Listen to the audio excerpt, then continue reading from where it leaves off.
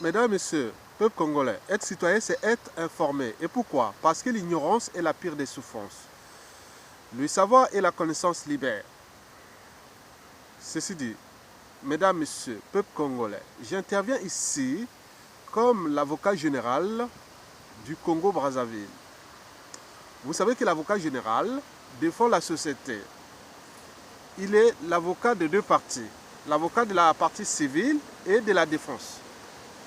S'il trouve que l'accusé a été injustement accusé à tort, il peut condamner celui qui l'a poursuivi. Si par contre il voit que l'accusé vraiment a commis des infractions, il peut le condamner. En réalité, il est l'avocat de la partie civile et de la défense. Donc il est là pour défendre la société. Et dans ces cas-là, pour nous, par exemple, Congolais, pour vous donner un peu quelques exemples, vous voyez que je suis originaire du Nord, Congo, qu'on appelle vulgairement des nordistes, comme l'éducateur Denis Sassou Nguesso d'ailleurs. Et en tenant compte de cette géopolitique, nord-sud, et quand je vois que des nordistes ont commis des crimes, je condamne les nordistes sans état d'âme, sans scrupule. Quand je vois que les sudistes ont commis aussi des crimes, je les condamne sans scrupule. Quand je vois qu'ils sont des victimes, les sudistes, je condamne les nordistes. Et inversement, mesdames, messieurs, ceci dit, en ce qui concerne les dossiers de Sassou et d'Nguesso, c'est un dossier à charge contre le régime là. Parce que malgré toutes les lettres de rappel, des vidéos hautes, ils ne souhaitent pas obtempérer aux injonctions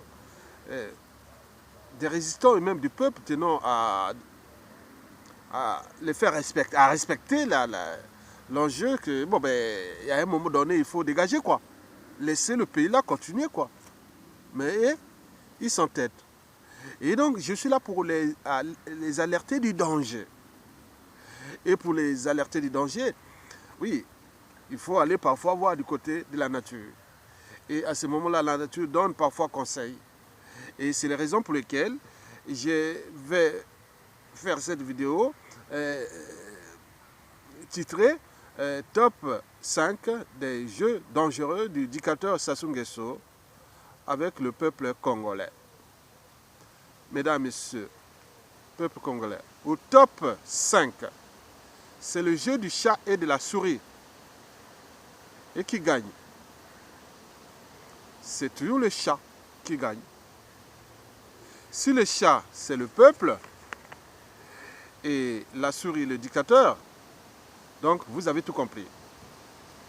La fin de la dictature, qui est déjà inévitable et inéluctable.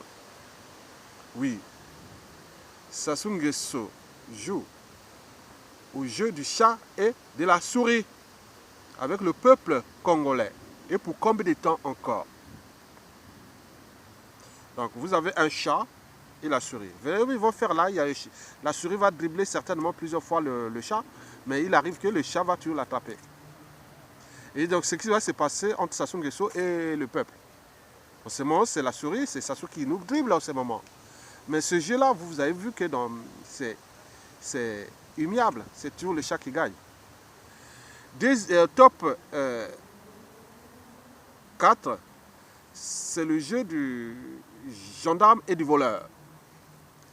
En effet, après le jeu du chat et de la souris, vient toujours celui du gendarme et du voleur. Mesdames, Messieurs, je vous informe que le gendarme, c'est le peuple. Et le voleur, c'est tout justement le dictateur Sassou Nguesso et son clan.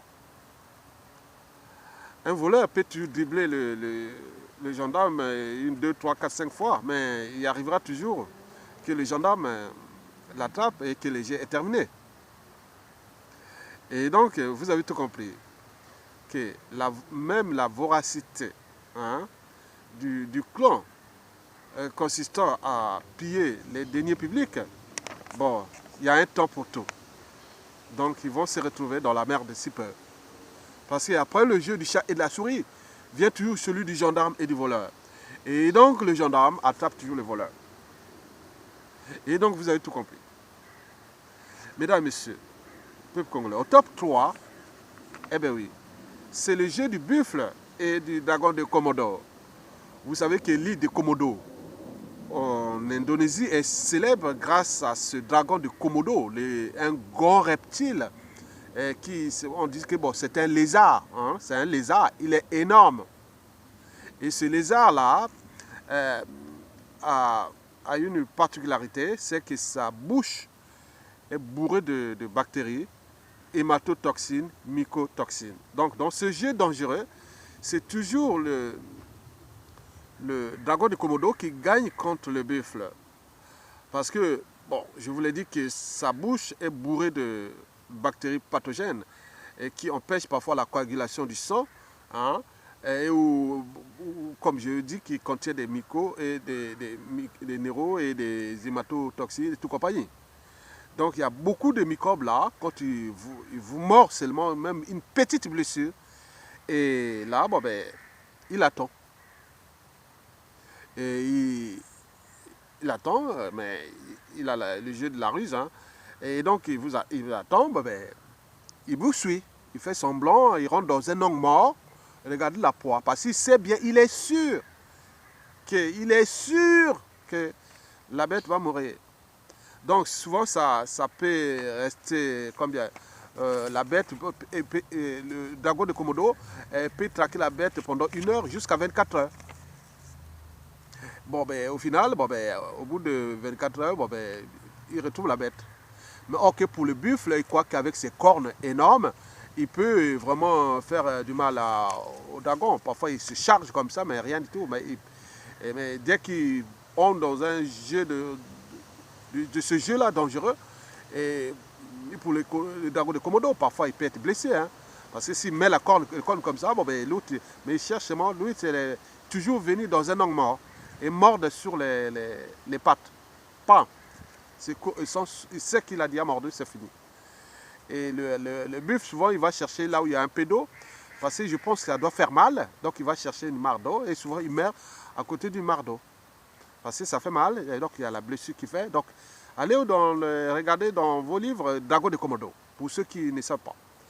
Bon, nous c'est pareil, en 2015-16, oui, le peuple a mordu déjà Denis Sassou Nguesso. Donc, le régime est là depuis 2016, il a déjà mordu, hein.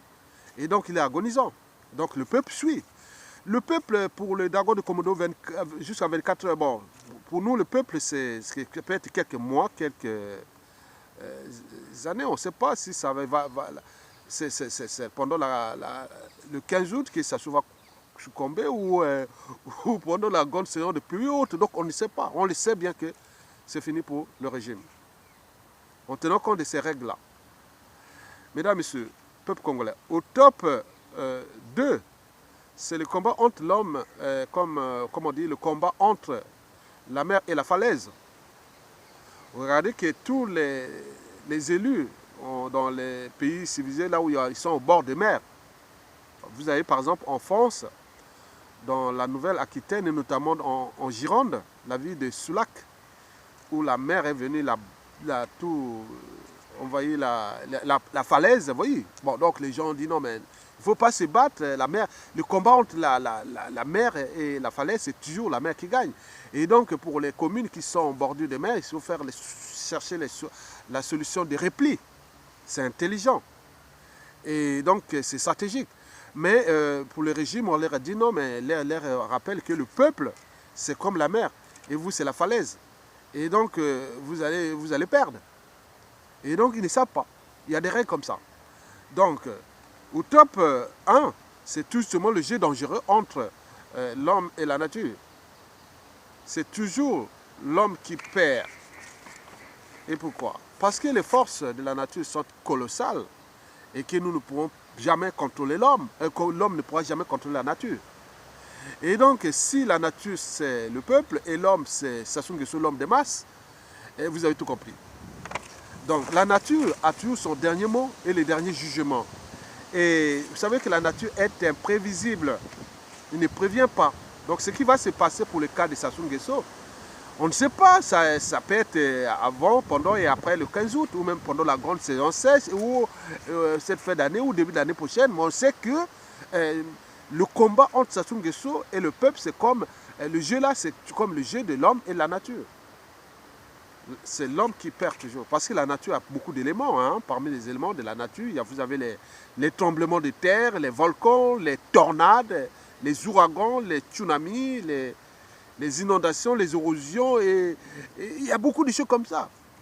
Hein. Les cyclones. Donc on ne peut pas lutter contre la nature. Maintenant, pour le cas du peuple congolais, oui, les éléments de la nature au Congo, bon, on ne sait pas qui au Congo va agir comme un tremblement de terre, ou d'autres comme des volcans, d'autres comme des ouragans, ou même des tornades. Nous avons ça au niveau de la population ou du peuple. C'est pourquoi le peuple est dangereux. C'est comme on dit, la nature est dangereuse, parce qu'il a plusieurs manières d'agir. Parce qu'il peut agir par les tremblements de terre, ou par les volcans, ou par le vent, l'inondation, l'érosion et autres.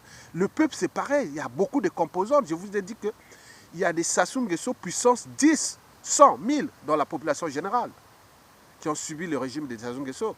Et comme il y en a des Sassou Nguesso puissance moins 10, moins 20, moins 30, moins 40, c'est-à-dire les gens qui ont le sens d'humanisme, ils sont du droit, qui vont gérer ça dans le cadre du droit. Mais on ne sait pas, on ne pourra pas gérer ça dans l'expression de la volonté générale. Parce que quand la nature agit, parfois elle devient incontrôlable. Donc certains cherchent la solution des replis. Donc il faut laisser la nature agir et après, bon ben, on vient par la suite gérer le chaos après. Donc ce qui va arriver à Sassou Nguesso et le clan là, donc ils sont dans la situation entre eux et la nature. La nature c'est le peuple. Donc vous avez tout compris. Mesdames, messieurs, je vous remercie.